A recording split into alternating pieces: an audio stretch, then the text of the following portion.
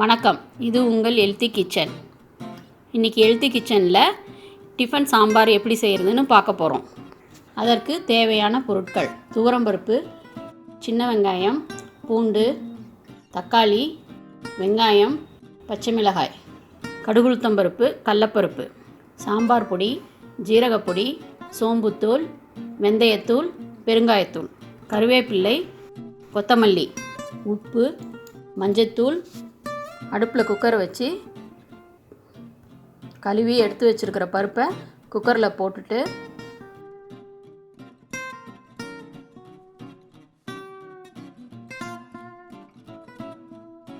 கொஞ்சம் தண்ணி ஊற்றிக்கணும். அதில் 10-15 சின்ன வெங்காயம், ஒரு 7-8 பூண்டு, ஒரு ஸ்பூன் மஞ்சத்தூள், கொஞ்சோண்டு விளக்கெண்ணெய்.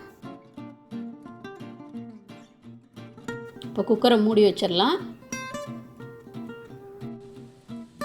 2 விசில் விட்டு அடுப்பை ஆஃப் பண்ணிடலாம்.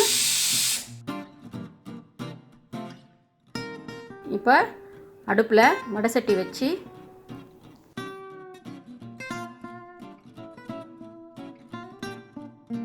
ரெண்டு டேபிள் ஸ்பூன் நல்லெண்ணெய் ஊற்றியாச்சு. எண்ணெய் காஞ்சிருச்சு. இப்போ கடுகுளுத்தம்பருப்பு, கடலப்பருப்பு போட்டோம்.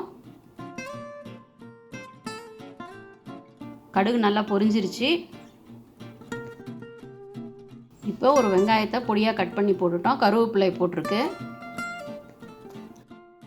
இப்போ பச்சை மிளகாயும் போட்டு நல்லா வணக்கிடணும். நல்லா வணங்கினோடனே தக்காளியை போட்டு வணங்கணும். தக்காளி சீக்கிரமாக வணங்கணுங்கிறதுக்காக கொஞ்சம் உப்பு போட்டுக்கிட்டோம்னா நல்லா வணங்கிடும், சீக்கிரமாக வணங்கிடும். இப்போ தக்காளி நல்லா வணங்கிடுச்சு. இப்போ நம்ம பொடியெல்லாம் அதில் சேர்த்திடலாம். சாம்பார் பொடி, ஜீரகப்பொடி, சோம்பு பொடி, வெந்தய பொடி, பெருங்காயம் எல்லாத்தையும் போட்டுட்டு நல்லா வணக்கணும். அடுப்பை சிம்மில் வச்சுக்கோங்க. இதில் கொஞ்சம் தண்ணி ஊற்றி கொஞ்சம் ஒரு 5 நிமிஷம் கொதிக்க விடுங்க. வீட்டிலே சாம்பார் பொடியை எப்படி அரைக்கிறதுங்கிறத பற்றி ஒரு வீடியோ போட்டிருக்கோம். அதோட லிங்க்கை இங்கே தரோம், அதை பார்த்துக்குங்க.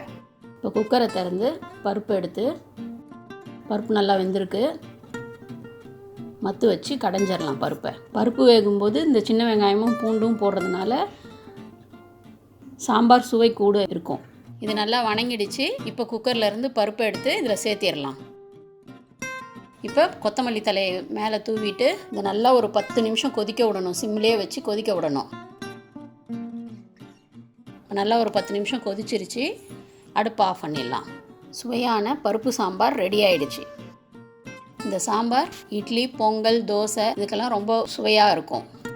இந்த ரெசிபி உங்களுக்கு பிடிச்சிருந்தா லைக் பண்ணுங்கள், ஷேர் பண்ணுங்கள், மறக்காமல் சப்ஸ்கிரைப் பண்ணுங்கள்.